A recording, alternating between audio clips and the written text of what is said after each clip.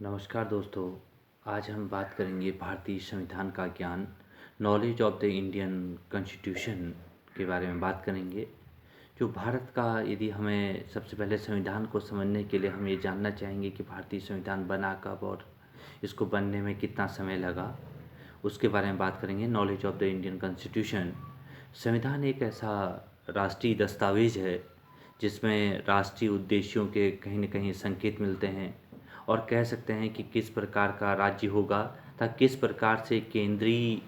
तथा राज्य सरकारें उन आदर्शों, मूल्यों, उद्देश्यों की प्राप्ति के लिए कार्य करेंगी, इनके बारे में जानकारी मिलती है। साथ ही इसमें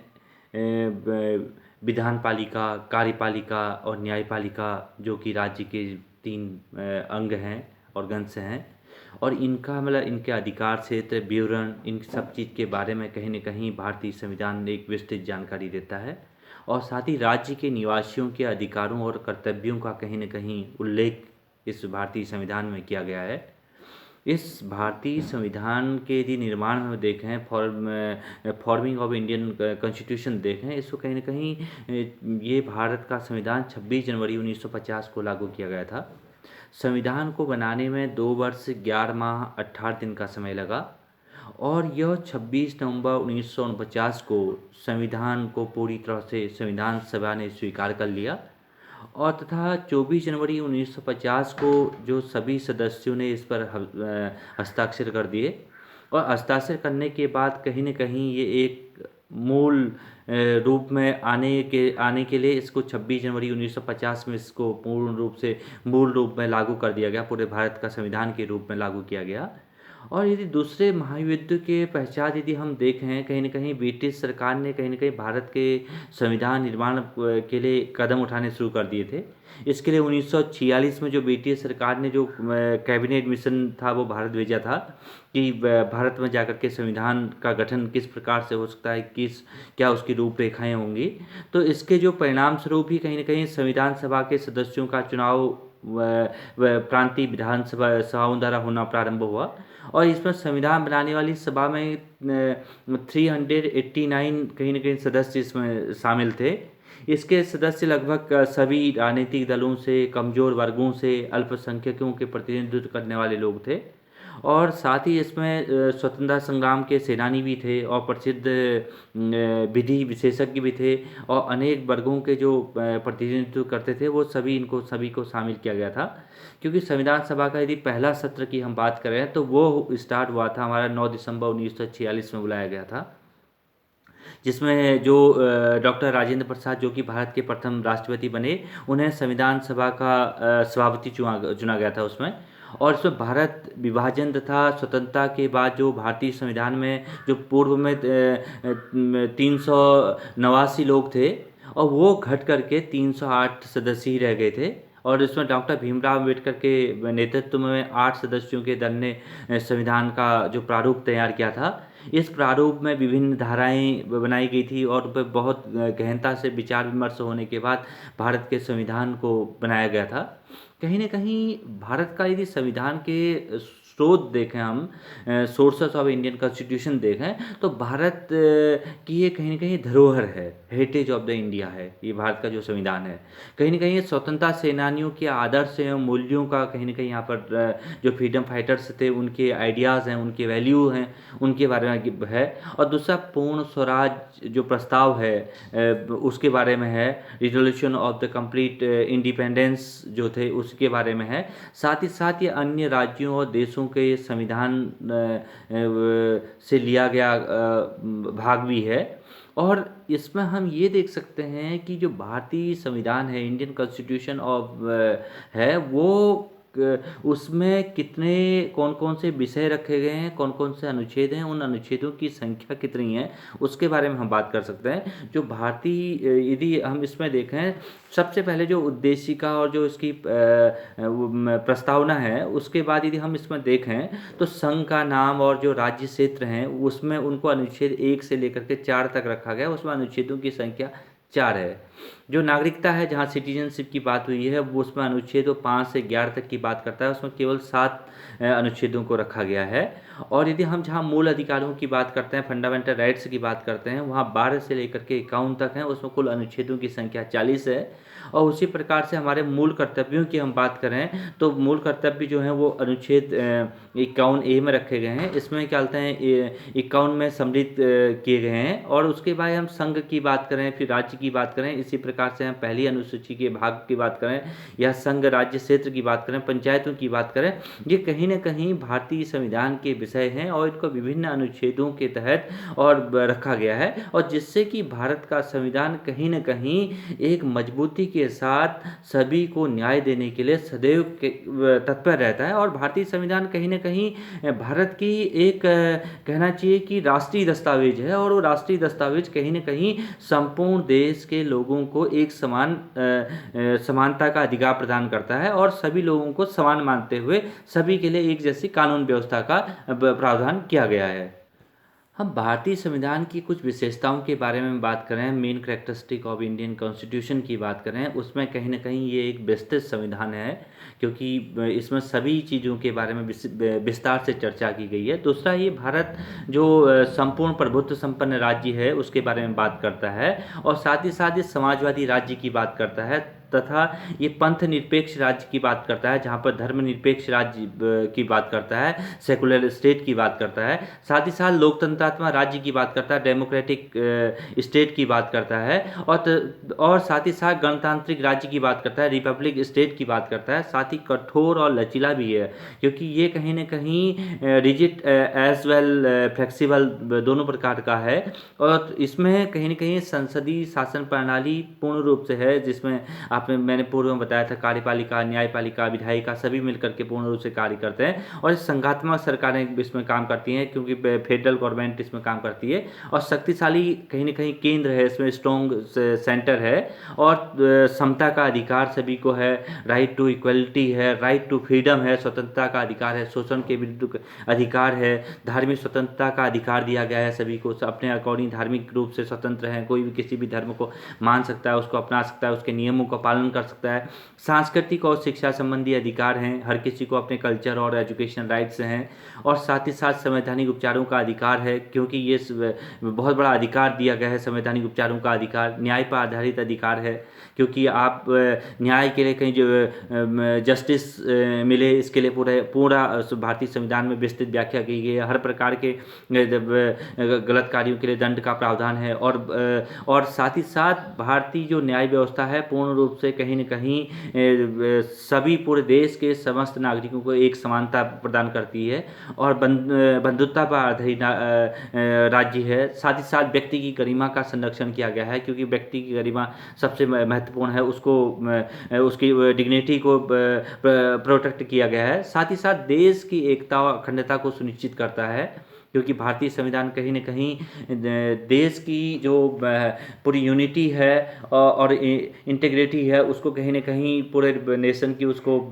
सिक्योर करता है। साथ ही साथ मौलिक कर्तव्यों का कहीं न कहीं पालन करने के लिए प्रत्येक व्यक्ति को जागरूक करता है, क्योंकि मौलिक अधिकारों के साथ साथ व्यक्ति को मौलिक कर्तव्यों का भी पालन करना अत्यंत आवश्यक है। और पिछड़े वर्गों के लिए विशेष प्रावधान किए गए हैं, अल्पसंख्यकों के संरक्षण के लिए प्रावधान किए गए हैं, राज्य के नीति निर्देशक इसमें तत्व सम्मिलित किए गए हैं, पंचायती राज की जो संस्थाएं हैं उनको सम्मिलित किया गया है, अनुसूचित जाति और जनजाति लोगों के कल्याण के लिए और उनके विशेष क्षेत्रों के लिए प्रावधान बनाए गए हैं, और राष्ट्रीय भाषा और अन्य भाषाओं के विकास के लिए इसमें कहीं न कहीं जो नेशनल लैंग्वेज हैं और साथ ही साथ जो अदर लैंग्वेज हैं उसके प्रमोशन के लिए कहीं न कहीं कार्य इस भारतीय संविधान में उसके लिए महत्व दिया गया है। आपातकालीन प्रावधान है, जो इमरजेंसी की स्थिति के लिए प्रोविजन फॉर इमरजेंसी, इसके लिए भी प्रावधान किए गए हैं, और निष्पक्ष एवं स्वतंत्र चुनाव हो, इसके लिए भी पूरा फेयर और फ्री इलेक्शन हो, इसकी पूरी व्यवस्था की गई है। और वयस्क मताधिकार के भी एडल्ट जो आप अपना मताधिकार कर सकते हैं, उसके लिए भी पूरा आपको फ्रेंचाइजी दी हुई है। और क्या बोलते हैं, साथ ही साथ जो संकटकालीन जो इमरजेंसी प्रोविज़न है उनकी भी इसमें पूर्ण रूप से भारतीय संविधान में व्यवस्था की गई है। और साथ ही भारतीय संविधान की यदि हम प्रस्तावना के रूप में देखें तो हम कह सकते हैं कहीं न कहीं जो प्रस्तावना होती है वो प्रेरणा का कहीं न कहीं स्रोत होती है। वो कहीं न कहीं हमें प्रेरणा प्रदान करती है और साथ ही साथ जो भारत की जो संविधान जो प्रस्तावना होती है वो संविधान की कहीं न कहीं कुंजी भी होती है और प्रस्तावना भारतीय राज्य और समाज के उद्देश्यों को स्पष्ट कर देती है कि भारत के जो राज्य हैं और जो समाज है उनके उद्देश्य क्या हैं उनको स्पष्ट करने की कहीं न कहीं भारतीय संविधान की जो प्रस्तावना है वो पूरे वो प्रेम्बल वो स्पष्ट कर देती है। साथ ही प्रस्तावना राज्य का जो स्वरूप को भी दर्शाती है कि राज्य का स्वरूप कैसा है और भारतीय संविधान की कहीं न कहीं जो पूर्ण रूप से यदि हम कहें वो भारत के लोगों को संविधान के प्रति कहीं न कहीं आत्मीयता लाने के लिए और उनको भारतीय संविधान की न्याय व्यवस्था से जानकारी प्रदान करने के लिए कहीं न कहीं भारतीय संविधान सभी देशवासियों के विकास और उनके संरक्षण के लिए पूर्ण रूप से कार्य करता है और उत्तरदायी है। और यदि हम भारत के संविधान की उद्देशिका को देखें तो उसमें स्पष्ट रूप से कहा भी गया है, जिसमें स्पष्ट क्लियर किया भी गया है कि हम भारत के लोग भारत को एक संपूर्ण प्रभुत्व संपन्न समाजवादी पंथ निरपेक्ष लोकतंत्रात्मक गणराज्य बनाने के लिए तथा उसके समस्त नागरिकों को सामाजिक आर्थिक राजनीतिक न्याय विचार अभिव्यक्ति विश्वास धर्म और उपासना की स्वतंत्रता प्रतिष्ठा और अवसर की समता प्राप्त करने के लिए तथा उन सब में व्यक्ति की गरिमा राष्ट्र की एकता और अखंडता सुनिश्चित करने वाली बंधुता बढ़ाने के लिए दृढ़ संकल्प होकर अपनी इस संविधान सभा में आज तारीख 26 नवंबर 1949 को एडद द्वारा इस संविधान को अंगीकृत अधिनियमित और आत्माप्रित करते हैं। जैसे कि भारत का जो संविधान की उद्देशिका है उसमें स्पष्ट किया गया है, हर शब्द अपने आप में स्पष्ट कर रहा है कि भारत का संविधान कितने सारे गुणों को लिया है और सभी लोगों के लिए एक समानता की कहीं न कहीं बात की गई है। यदि हम भारतीय नागरिकों के कल्याण की जहाँ बात करें तो वहाँ पर क्या है कि भारत एक कल्याणकारी राज्य है और साथ ही साथ लोगों के चहुमुखी विकास के लिए कहीं न कहीं भारतीय संविधान में 6 प्रकार के मौलिक अधिकारों की व्याख्या की गई है, जिसमें कि यदि हम पहला बात करें तो समानता का अधिकार है जिसको कहते हैं राइट टू इक्वलिटी है, वो उसमें धारा 14 से लेकर के 18 तक है और साथ ही साथ स्वतंत्रता का अधिकार है, उसमें धारा 19 से लेकर के 22 तक की बात है। और यदि शोषण के विरुद्ध अधिकार देखें तो धारा 23 से लेकर के 24 तक उसमें बात की गई है और साथ ही इसमें धार्मिक स्वतंत्रता के अधिकार की बात करें तो वह है 25 से लेकर के 28 तक है। संस्कृति तथा शिक्षा संबंधी अधिकारों की बात करें तो वो 29 और 30 में है धारा और साथ ही संवैधानिक उपचारों के अधिकार की बात करें तो ये धारा 32 में इसको सम्मिलित किया गया है। इस प्रकार हम कह सकते हैं कि भारतीय संविधान कहीं न कहीं एकता और अखंडता की बात करता है और वसुधैव कुटुंबकम की बात करता है, क्योंकि भारतीय संविधान में सभी प्रकार से कहीं न कहीं नागरिकों के कल्याण और उनके हितों की बात कही गई है और साथ ही साथ देश के प्रत्येक नागरिक को उसके शोषण से बचने के लिए कहीं न कहीं पूर्ण रूप से अवसर प्रदान किए गए हैं और यहाँ व्यक्तित्व के पूर्ण विकास करने के लिए और सुखी जीवन व्यतीत करने के लिए भी पूर्ण व्यवस्थाएं की गई हैं। और साथ ही साथ जो भारतीय कानून व्यवस्था है उसमें नागरिकों को जाति वर्ग लिंग जन्म स्थान ये इन सभी चीज़ों से के भेदभाव से हट करके एक समान नागरिक माना गया है और उसको एक समान नागरिक मानते हुए उसको अपने भोजनालयों तालाबों कुओं आदि के किसी भी प्रकार से किसी को भी वंचित नहीं किया जा सकता, उसमें सभी रूप का समान रूप से सभी का अधिकार है। इसलिए भारतीय संविधान कहीं न कहीं छुआछूत अंधविश्वास इन सब चीज़ों से हट करके एक समानता की बात करता है, स्वतंत्रता की बात करता है, शोषण के विरुद्ध अधिकार की बात करता है, धार्मिक स्वतंत्रता की बात करता है, संस्कृति और शिक्षा संबंधी अधिकारों की बात करता है, जैसे कि शिक्षा जहाँ 21 में कहीं न कहीं उसको भी मौलिक अधिकारों की श्रेणी में जोड़ा गया है, जिससे कि सभी को शिक्षा सुलभ हो सके, सभी लोग कहीं न कहीं इस ज्ञान को प्राप्त कर सकें। और उसके अलावा बात करें तो कहीं न कहीं संवैधानिक उपचारों का भी अधिकार दिया गया है, जिससे कि हम संपूर्ण रूप से अपने अधिकारों और अपने कर्तव्यों के प्रति जान करके हम कहीं न कहीं देश के विकास में अपनी ओर से पूर्ण योगदान प्रदान कर सकें। मूल अधिकारों के साथ-साथ हमें मूल कर्तव्यों के प्रति भी जागरूक होना चाहिए,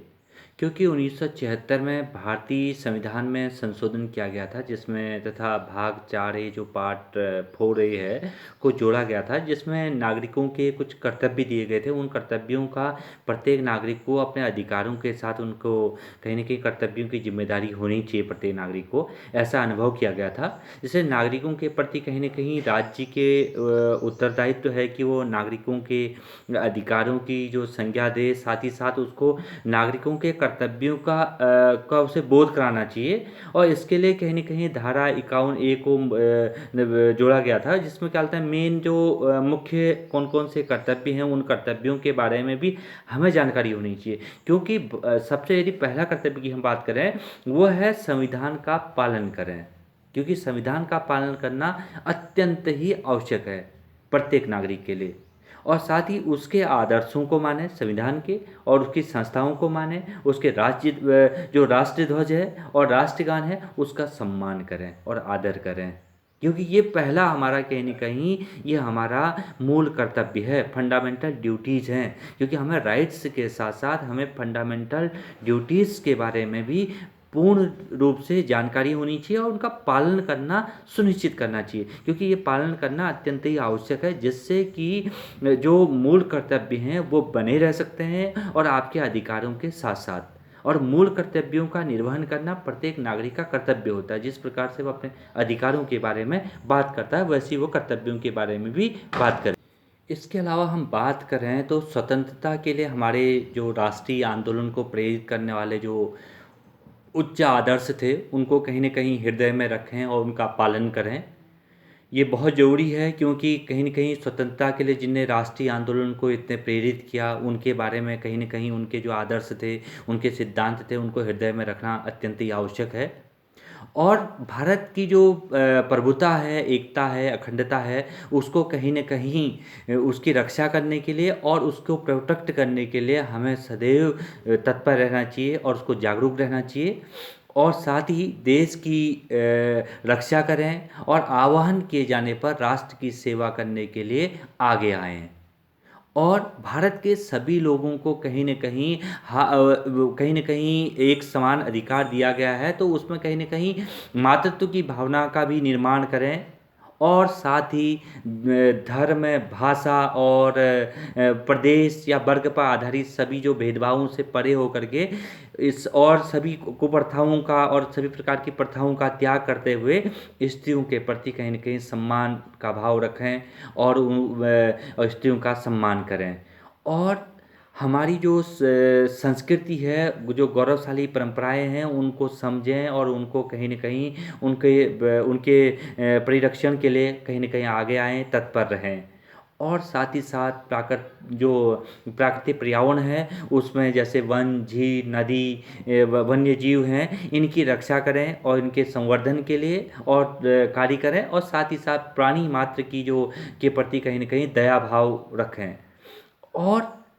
वैज्ञानिक और दृष्टिकोण अपनाएं। मानवतावाद, ज्ञानार्जन के में सुधार के लिए निरंतर मतलब ऐसी भावना का विकास करें, जिससे कि निरंतर आपके अंदर वैज्ञानिकता का विकास हो और वैज्ञानिक दृष्टिकोण बने। और दूसरा, मानवतावाद और ज्ञान अर्जन के लिए सदैव तत्पर रहें। ऐसे कार्यों को करने के लिए ये हमारे जो कर्तव्य है, वो सदैव उसको बनाए रखें। और सार्वजनिक संपत्ति को सुरक्षित करने के लिए सदैव तत्पर रहें। कभी भी सार्वजनिक संपत्ति को नुकसान न पहुंचाएं और हिंसा से दूर रहें। कहीं न कहीं अहिंसावादी होना पड़ेगा। और व्यक्तिगत और जो सामूहिक जो गतिविधियां हैं, जिन गतिविधियों के द्वारा राष्ट्र के विकास के लिए जो बढ़ने में सहायक हो सकती हैं, उन कार्यों को करना चाहिए, वैसे प्रयत्नों को करना चाहिए जिससे कि इस राष्ट्र क्या हो, निरंतर आगे बढ़ने की ओर, प्रगति की ओर आगे बढ़ सके। ऐसे कार्यों को करने के लिए हमारा मतलब मौलिक कर्तव्य है कि हम राष्ट्र के विकास के लिए ऐसे गतिविधियों को, ऐसे ऐसे सामूहिक कार्यों को करें जिनसे कि हमारा राष्ट्र उन्नति की मार्ग की ओर अग्रसर हो। और साथ ही जो आपके माता पिता और संरक्षक और आपकी जिम्मेदारी है कि जो 6 से लेकर के 14 वर्ष तक के जो बच्चे हैं, उन बच्चों के लिए कहीं ना कहीं जो प्राथमिक शिक्षा है, उस शिक्षा के अवसर उनको प्रदान किए जाएं। ये हमारा मौलिक कहीं ना कहीं कर्तव्य है, हमारी जिम्मेदारी है कि हम इन सभी अधिकारों के साथ साथ कर्तव्यों का पूर्ण रूप से पालन करें, जिससे कि कहीं ना कहीं प्रत्येक नागरिक अपनी जिम्मेदारियों का स्वतः ही निर्वहन करते हुए इन सभी कर्तव्यों का पालन करे। और शिक्षा, जैसे कि मैं पूर्व में भी कहा था, जिससे कि 21A में एक शिक्षा के अधिकार को प्रदान किया गया है, जिसमें 6 से 14 वर्ष की आयु वाले जितने भी बच्चे हैं उनको निःशुल्क और अनिवार्य शिक्षा की कहीं ना कहीं व्यवस्था की गई है, जिससे कि ये राज्य की भी जिम्मेदारी है और साथ ही साथ केंद्र की भी जिम्मेदारी है कि सभी 6 वर्ष से लेकर के 14 वर्ष तक की आयु के बच्चे हैं, उनको कहीं ना कहीं निःशुल्क और अनिवार्य शिक्षा प्रदान की जाए। इस प्रकार हम कह सकते हैं कि भारतीय संविधान प्रत्येक व्यक्ति के सुरक्षा से लेकर के उसके विकास के लिए सदैव तत्पर है। इसलिए हमें भारतीय संविधान के गरिमा को बनाए रखने के लिए सदैव तत्पर रहना चाहिए और लोगों को भी इसके प्रति तत्पर करना चाहिए, जागरूक करना चाहिए, क्योंकि हमारी जिम्मेदारी है कि भारतीय संविधान की रक्षा करें, उसके नियमों को पालन करें और सरकार द्वारा जो समय समय पर आपको दिशा निर्देश दिए जाते हैं उनका पालन करें। और सरकार की जो विकास की योजनाएं होती हैं, उन विकास की योजनाओं से भी हमें लाभान्वित होने की ज़रूरत है, उन विकास की योजनाओं को भी जानने की ज़रूरत है। जब हम विकास की योजनाओं को जानेंगे, समझेंगे, तभी हमारे राष्ट्र और राज्य और साथ ही साथ समाज का विकास होगा। समाज के विकास के लिए आवश्यक है कि प्रत्येक व्यक्ति को भारतीय संविधान की दृष्टि से एक समान मानते हुए सभी प्रकार के विकास कार्यों को करें और राष्ट्र को भी नई ऊंचाइयों की ओर लेकर के जाएं। धन्यवाद।